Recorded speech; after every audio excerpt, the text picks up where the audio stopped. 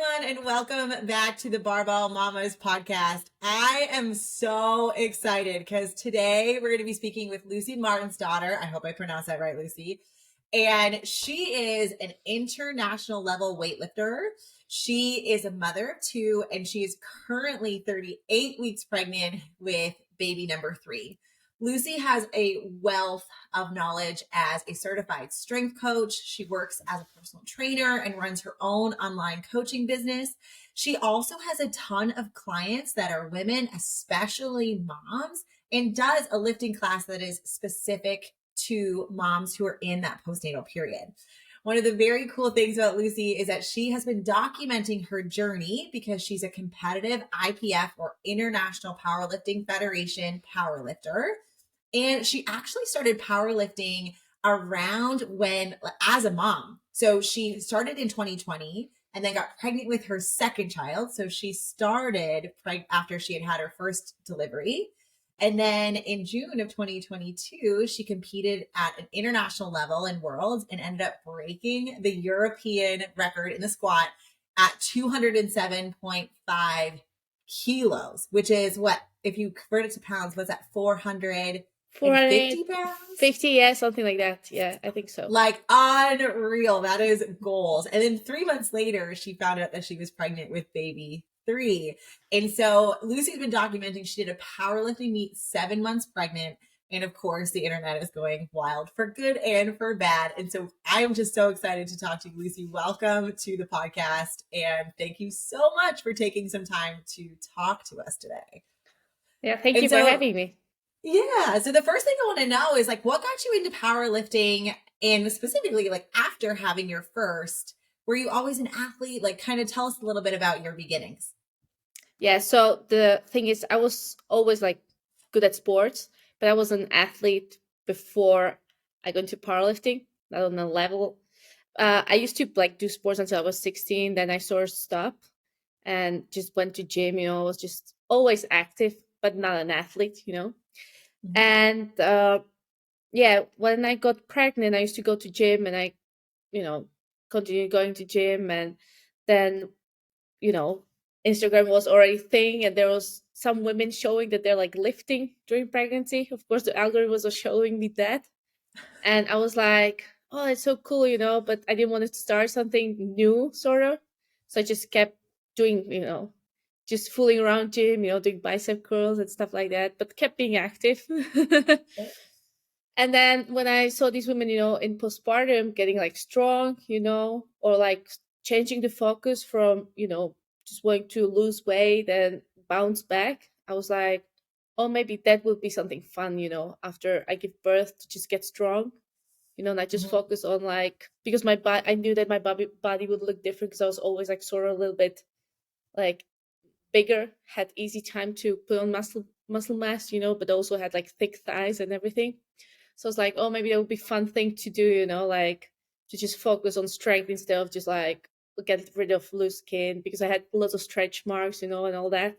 So yeah, and plus I also had like a lot of ligament pain, especially after giving birth. It took like maybe 5 months until I could walk quicker across the road. But the one thing that I could control was lifting, like I didn't feel any pain while I was lifting, even though I lifted heavy. But as soon as I went on a treadmill or like Stairmaster or anything like that, I could feel that, So there was a reason to start lifting more. That's so interesting. Do you think that the lifting helped with your ligament pain for some of the kind of faster movements or running or things like that impact activity? Yeah, it could be, I did not experience so much ligament pain in the later pregnancies, the pregnancy now and the second one. So I guess also it's about the stretching the first time when your body is going through these changes, just so much more dramatic. Then with the later pregnancies, your body sort of knows what's happening and can deal with that a little bit better. So, but I remember this was like very uncomfortable because from like month 4, I just couldn't walk quickly across the street, or anything like that. So it was pretty uncomfortable. So what's really interesting is that we can see that people who have ligament pain or pelvic girdle pain in their first pregnancies can actually get it earlier in next pregnancies, not because their body is used to it, but because sometimes they haven't maybe gotten the strength back around the muscles in their pelvis.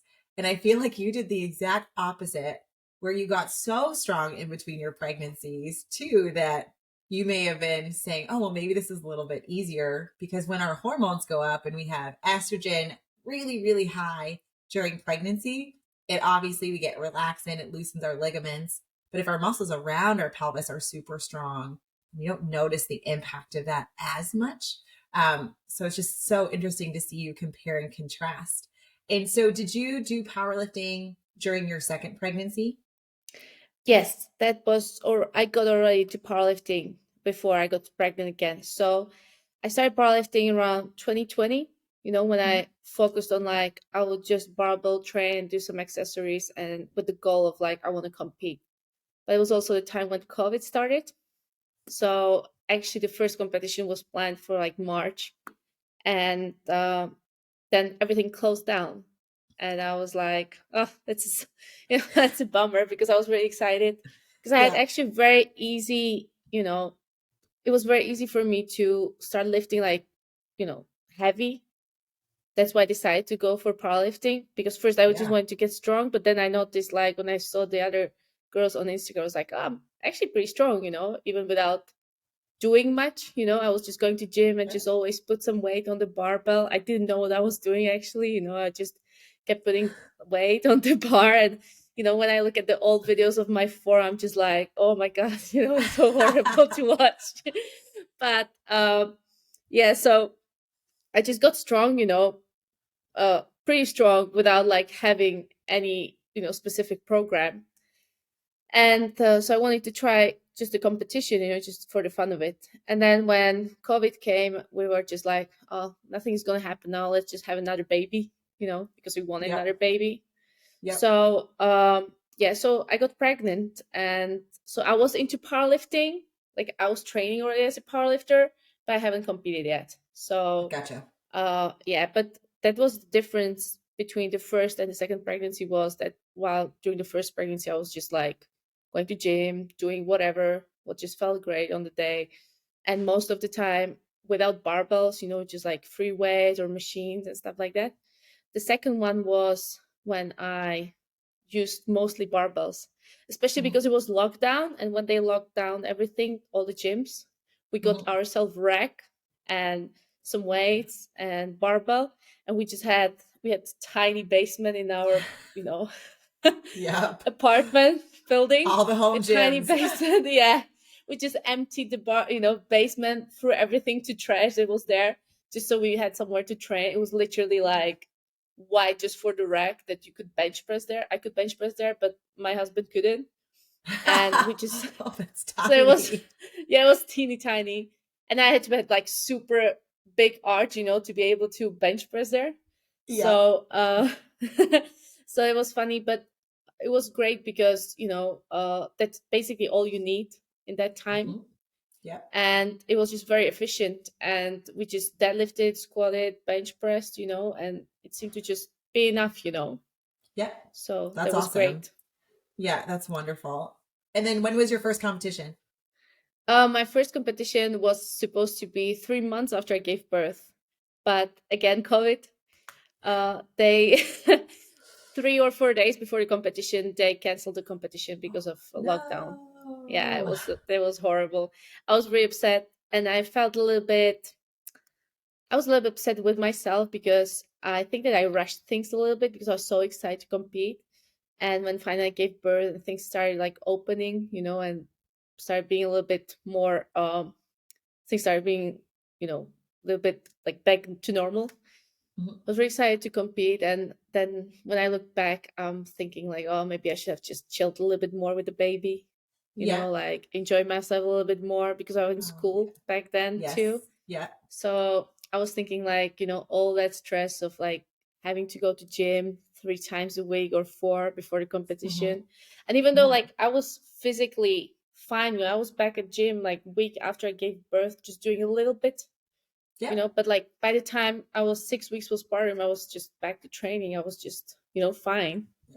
Yeah. And uh my birth was just so easy. I just felt like nothing happened the day I gave birth. It was just so great. And yeah, then when I look back, I was just like, oh, maybe I should have, slowed down a little bit, enjoy a little bit the baby time a little bit Yeah. more. Yeah. Yeah. I think when we get into that athlete mindset, that can be the hard part, that Yeah. brain of, oh, I want to get back to all of this. And then sometimes giving yourself permission to say, I can also just enjoy these snuggles right now. Like they say a newborn for so little of their life. Both of those things are okay. Like if you want to go back, that's totally fine and great. And we're going to help facilitate that. But if you also want to just, chill and hang out with little one for a while, I think that's wonderful too. And Yeah, you I'm said also you had very. sorry, you said you had a big difference between your pregnancies too, like your birth stories. Yes. And I Yeah. think So. Yeah, go ahead. So regarding the pregnancies, with the first pregnancy, I gained much more weight, definitely. And at the end, I was very swollen. Mm-hmm. I had carpal tunnel syndrome. Yeah. Very severe one. I couldn't even hold a cup of coffee in the morning. I had to literally adduct my arms to hold a cup. I just couldn't hold a cup, and a bunch of other stuff, but during my second pregnancy, when I was lifting heavy, and especially when I started feeling like the carpal tunnel coming, I started deadlifting more, and it seemed to resolve the problem with the carpal tunnel. I Isn't that don't know, amazing? yeah, it's just I do it even with because most of people I'm coaching, especially in personal coaching, are people that work in offices, so they have a lot of problem with carpal tunnel. And always when their symptoms get very bad, I'm always like, oh, let's do some deadlifts today. And it always gets better that day. It's just, wonderful. Yeah. Can't get wrong, getting strong. Can't go wrong, Yeah, for sure. exactly. So, and then there was no swelling at all. I was, gain less weight. And yeah, just overall, I was just, feeling a little bit more fresh. Didn't have such problems with my pelvic pain, while in the first pregnancy, I had a lot of pelvic pain, and especially unilateral movements were really painful. Just sitting down in a deep squat was really uncomfortable. I used to work in kindergarten, so it was very often when I had to get into these positions. Yeah. It was just really painful and not comfortable, and I had to sometimes go home because of that. In the second pregnancy, I just felt much more stable around my pelvis, even though of course I felt some little pain, it wasn't that severe as during the first pregnancy. It didn't stop you as much. Yeah. And then definitely, the difference between doing just something in the gym, and training with barbells, actually being strong, is just such a game changer. It's just not about being active, but having some goal. It doesn't have to be you want to compete in powerlifting, but stronger is always better, So and I think that's definitely the refrain. That's the refrain we need, is that being strong during pregnancy isn't something that we need to be afraid of. It's something that we need to be encouraging. And you're right, it doesn't have to be super heavy barbells, but we want to be encouraging strength training because mommy requires fitness. My two are nuts and they are crazy, and I am lifting them up. And 3 days postpartum, I was lifting up my daughter and she's 30 pounds because she needed me to. Yeah, exactly. And so you just have to. You just have to. And so having that strength and keeping that as much as I could, every pregnancy is going to be different. Yeah. And, you and I were both super fortunate, but to not create fear around strength training. Yeah, and exactly. so that kind of brings us to your current pregnancy. So are you doing anything different during your pregnancy at all compared to baby 2? So I'm definitely lifting heavier than during my second pregnancy. You're stronger. Because I'm stronger, but also it doesn't feel also I'm going a little bit easier on squats, for example. I learned a lot since my first pregnancy. So since my second pregnancy. So for example, I do lots of more dynamic effort squats. That seems to work very well for me to maintain the strength, but not going that heavy. So that was a game changer. And then yeah, I'm just like being a little bit more respectful of my body, not so Mhm. stressed about like, oh, if I don't lift for 3 weeks, heavy, I will lose all my strength. I know that it takes a long time to build your strength, and it takes a long time to lose your strength. So definitely now at this point, when I'm 38 weeks, and I'm like, I didn't feel like going to gym last week. I went only once, and I just did something. I Mhm. just squatted a little bit, and then I went home and did like just went for a walk or something like that. I'm not worried about it at all. I'm like, I will be fine. I'm not going to get, Yes. I'm not going to lose all my strength because I'm going to go to gym 3 times this week. So I definitely the mindset. love that. Yeah, and I think so many of our athletes need that too, to know that if you are wanting to get back into competing, or you have goals postpartum, that your strength will come back. It Yeah. feels like it's a long time, and in that early recovery phase it can feel like it's taking forever, but it does. It comes back. And for you, you've gotten even stronger across all of your pregnancy and postpartum journey. So I feel for you, you're just going to keep going up. Yeah, yeah. I'm always And so joking that I never really had the opportunity to explore my potential properly, because I'm either pregnant or breastfeeding or I have an infant. So I'm yeah, actually very excited to start competing properly, maybe after a year, when the baby yep, sleeps a little bit more. So that yep. will be fun. Imagine your potential if you weren't always in Yeah. that pregnant postpartum period. Exactly. If I actually got to sleep, and like eat my Yeah. breakfast when I need to. What's sleeping? I don't know what that is. Yeah, It's exactly. it's a foreign concept now. So Yeah. tell me about your experience competing in a powerlifting meet during pregnancy. Like, how far along were you? Kind of what did that day feel like? What was kind of Yeah. going through your mind? So actually, the funny thing is, I realized just a couple of days ago, I competed twice during this pregnancy. The first time was when I was 9 weeks pregnant. Uh-huh. And at that point, it didn't really affect me much. I did experience a little bit of like morning sickness, or like Mhm. I was a little bit nauseous, but not that much. And I competed at 9 weeks pregnant. And I actually hit the PR in squat, in deadlift and bench press, which was really fun. Wow. That's awesome. I So, competed 10 weeks pregnant with my daughter, and I PR'd my snatch in weightlifting. oh, And I cool. remember, yeah, so I felt the same way. I was like, oh, dang, like I'm way stronger going into, and Yeah. I'm already pregnant. Nobody knew Yeah, that was there except my coach, but I was so, yeah, exactly. Only my coach knew, and we just started working together. And I was like, oh no, we're like finally progressing, especially my deadlift, because my deadlift was stuck for so long. And mhm. all of a sudden, like I PR'd my deadlift by 15 kilo, and I never touched that weight before. I was just like, oh, let's just do that. It was 225 kilo, which is close to 500 pounds. So I was just so psyched about it. Yes. And yeah, then I was a little bit pondering about like, oh, I'll be like 16 weeks pregnant when the Europeans will be, but then I Mhm. decided just not doing it. But I could have probably, and I had probably a big chance because I was not sure, how this pregnancy would go, and I was like not sure, maybe I will just take it easy this time or something like that. So I didn't want to be too stressed, Mhm. and so I bailed on that. And then I completed 30 weeks, and it was more just like the meet was happening, and I was feeling great, and I was like, oh, maybe I could just take, I'm training anyway hard, I could just come and just do some maximal lifts as I Mhm. do during the training, and just Mhm. see, it was just fun thing to do.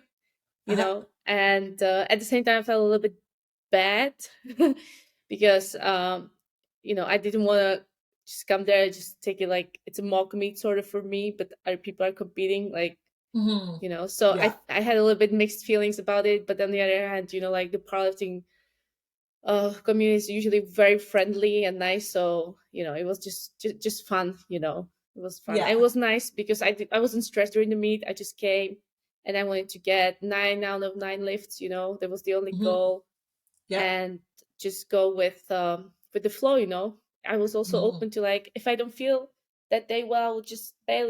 It's fine. There was no Yes. stress, no pressure. It was just fun. I was nowhere close to my maxes. I was also, the goal was, I didn't want to show on my face that I'm struggling. You know what I mean? I didn't want Yes. to show like, oh, this is what you're supposed to do. Because I Yes. see it like now on Instagram, there are like people posting something like, oh, if she can do it, why couldn't you do it? And stuff like that. But the thing is, I can do it because I, you know, this is submaximal weight. This is my pregnancy. It's my third pregnancy. I'm not that self-conscious anymore. And it's just, it's not normal, it's not Hmm. what you're expected to do when you're pregnant. It's Yep. once you get also to like competitive lifting or like any sport, there's sort of like obsession that goes into that. Yes. So it is right. So Yeah, I would absolutely. definitely I would not definitely like recommend anyone doing this. It was just me doing my thing, which I would do anyway in the gym. Just this time Yeah. was like official. Yeah. I So think, yeah. yeah, I think there's a lot of people that can go into like that Instagram comparison, which I think isn't fair, that everybody is going to have their own pregnancy. Everyone's going to have their own journey. And everyone, you can't even compare between pregnancies because some people Yeah. feel really good their first pregnancy, then they're really sick the next time. And I think we just need to celebrate that there is just so much variation of normal. And I don't know if you felt this way, but I remember during both my pregnancies, because I focused so much, I was weightlifting for both of them, that if you wanted to give me a clean and jerk or a snatch or a squat or a deadlift, I felt great. But then very quickly, I did not feel good running. My Hmm. body wasn't used to running, add in all the differences in pregnancy. But some people who are runners, they feel really good running until later. And that was not for me. And so, instead of saying, oh, I shouldn't be doing this, or look, this person did this and I couldn't, we should just be saying, look, Lucie's being really awesome. And Wendy's being really awesome with what she's doing because she's loving doing yoga. And like, everybody is doing the best they can within their Yeah. circumstance. And we want to have these stories to break down barriers, to not focus on fear messaging, but we want to focus on that empowerment piece that everyone can, compete in their sport or do the exercise that they love or just move their body in a way that for them feels super good. Yeah, exactly. Because, I see lots of women uh I remember seeing, because last time when I was pregnant with my second baby, Annie Thorisdottir was pregnant too, Mm-hmm. the CrossFit Yep. athlete. And I was just like, because I was not comfortable myself with doing Olympic lifts during pregnancy. And I Yep. said, I was like, that looks like, like you could hit the belly. But now when I look at it, I'm like, no, if you hit the belly. Yeah. Yep. Exactly. Yeah. Exactly. And CrossFitters too, right? Like CrossFitters are Yeah. going to be uncomfortable, are going to be more comfortable, like getting on their hands, for example. And people Yeah. see people doing handstands when they're pregnant, and everyone's Yeah, like loses their exactly. mind. And you have a balance point. Like, what it feels like to be upside down when you're used to being upside down. But if you're not, and you look at it from the outside, you're just like, Yeah. this is crazy. I can't believe she's doing Yeah. that. It's just so funny. And then the running is the same because like powerlifting is very controlled environment, like Hmm. there's like no sudden movements, there's very little risk of falling, it's not like you're playing rugby or something like that. You have actually a lot of control around your movement, and you can modify the workouts, to make it very safe. Yep. But like when I see someone running, like I told you, I had really bad round ligament pain. I couldn't even walk across the road, Yep. quick. And then I see this woman like running with like her belly, and then she has like another baby strapped on her, Oh, in a yes. cart, and she's like Yeah. running, sprinting, and she's like 9 months pregnant. I'm like, whoa, that's just crazy, because that's something I couldn't do. I hate Right. running, and I'm like, I have hard time breathing now, like talking to you, because I can't catch my breath because my belly is so huge. So, yeah, like all pregnancies are different, and it's just Mhm. amazing to see so many women exactly like breaking barrier, because I even see the progress since my second pregnancy. There's just so much information now coming, and it's so great because pregnancy is just a normal part of women's life. And there is like, most women will be mothers, probably someday. And Yep. even the powerlifting women are, so I remember, uh for example, I was pregnant also at the same time last time as Megan Scarlett. She's an American powerlifter. I Meg don't know if you Scanlon, know her. yes. Yeah, Oh, Yeah, she's amazing. I do know her. yeah. And she was pregnant with twins, and I saw her like squatting 160 kilo, which is like around 350 something pounds, Mhm. and I was like, oh, you can do that. So And she was a twin pregnancy. So she even yeah, she was went with like, twins. Yeah, people are saying it used to be, after a certain time, don't do anything during pregnancy with twins. And now we're seeing like she broke down a lot of barriers too, and yeah, she has the same kind of thought, as she got towards the end of her pregnancy, she was just with the two of them, her belly just got in the way of so much that she was doing a lot of unilateral bodybuilding work. And then she yeah. just came back and like was at Worlds and absolutely crushed it, PR'd everything. And she looks also And so great, like yeah, she's doing she amazing. yeah. I met her actually at the Words, and I was like, oh, it's so awkward. But I went to her and I was like, hey, I followed you. I was pregnant at the same time, and I started I kept lifting because of you, because I was following Oh, you, that's what you're doing. awesome. So She probably loved that though. yeah, we're like Just connecting sometimes with in another touch now. mom. Yeah. Yeah. So it's just the amount of information, and then what you're doing, the data that you're collecting and all that is just so great, because there's like so little information about this, and of course like unethical to do like research like this, like, oh, let's see, lift your 1 hour and deadlift, let's see if you miscarry or not, and Right. And so that was kind of the goal, is like I couldn't get through an ethics board where the max we had women lifting during pregnancy was 20 or 30 pounds, and I was like, I want to load them up to 200 and see what yeah, happens.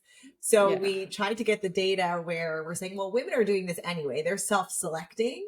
And then our next step is to get individuals who like lifting heavy and follow them through their pregnancy and into postpartum. So again, they're self-selecting. And then maybe we'll be able to get into kind of more randomized data after that, where we have a high lifting group and a low lifting group. And that's going to be relative, and see how they do, or what that is going to look like. But we got some years where we got to collect all that yeah, of course, of information. course. It takes But it's just the forever. thing, yeah, I know, but just the thing that there are like much more information even today than like compared to 3 years ago when I was Mm-hmm. pregnant. It's just amazing, like lots of people exactly podcast, and now it's not just about the weak pelvic floor, but about the having too strong pelvic floor, and all this stuff that is, Yeah. coming into light. It's just great. Like I'm surprised myself how much is this field developing, which is Mm-hmm. just great to see, because I I imagine that like 10 years ago there was no information about this, so it's sort of And I nothing. think that we have to put that into like the right context too, right? Because 10 years ago, we weren't seeing as many women who were in barbell sports, right? Like Yeah, now exactly. we see CrossFit and weightlifting and powerlifting and strongman just exploding. And now there's this demand for information, which I just love, and I'm here for it. And so, Yeah, and exactly. having role models like you, like go into these competitions and still show how strong you can be throughout your motherhood journey, if that's something that's a goal of yours. And even if it's not to compete in powerlifting, just to show that your body can be strong. Yeah, Have you exactly. last kind of question for you, have you battled any pelvic floor issues, or have you had anything that you've had to work through from a rehab perspective, other than kind of uh normal postpartum rehab? No, after my first pregnancy, I had probably weak pelvic floor, I'd imagine, because I didn't look much into that. The postpartum checks here in Iceland are like, too diligent. It's more about the baby. And also Yeah. like I didn't go to the doctor, I just felt fine. But once I remember I went running, and all of a sudden I was like, hey, why am I peeing? you know? Right. and and so I went back home all wet. And but then when I was lifting, I didn't give it, like I was like, okay, I'm just gonna skip running for now. And Mhm. then I kept just lifting, and then it just disappeared. The only Mhm. time when I experience some like leaking or anything like that is of course like when I'm doing 1 rep max during the Mhm. meet. That's a very common thing, right? But it's usually Mhm. just deadlift and squat, but doesn't really happen uh like if I'm just training normally. And also I Yeah. noticed it's a lot about if I'm peaking for competition and the fatigue is collecting, I'm more Yeah. likely that something like this Mhm. happened. So I know the signs. It's not about like, any struggle with pelvic floor. It's just like general, fatigue and just being tired. But Yeah. that's actually interesting about, because there is like thing of having two tense and strong pelvic floor, right, for the Hmm. birth. Yeah. And that's something I didn't really think about too much. But I remember, so because my first birth was in the hospital, I was induced, and there was like a little bit more dramatic, and I got a lot of tearing, and it was, just not so enjoyable as I wished Yeah. it was. Hmm. When I was getting ready for the second birth, because decided to have home birth, um, I started looking to hypnobirthing. And Yeah. one thing that you're learning during hypnobirthing is like not to push your baby out, but like to learn, relax, and like breathe your baby out. Hmm. And they're like teaching you to do that when you go to toilet. Yep. When you go for number two, you're supposed to like, it's still like like just like Yeah. relax. Yeah. and Yeah. and now I realized, like, hey, it's like relaxing, you're learning to relax your pelvic floor. Absolutely. And our you barbell know athletes, our pelvic floor is so strong. And when yeah, you push baby and you're holding your breath, that's the same thing we do when we're heavy squatting. But when we're heavy yeah, squatting, we're trying to close that pelvic floor, not relax it. And so we need to train our barbell athletes as they're getting ready for that delivery. yeah. Try and relax that pelvic floor, let that baby come through birth canal. You're absolutely right. Exactly.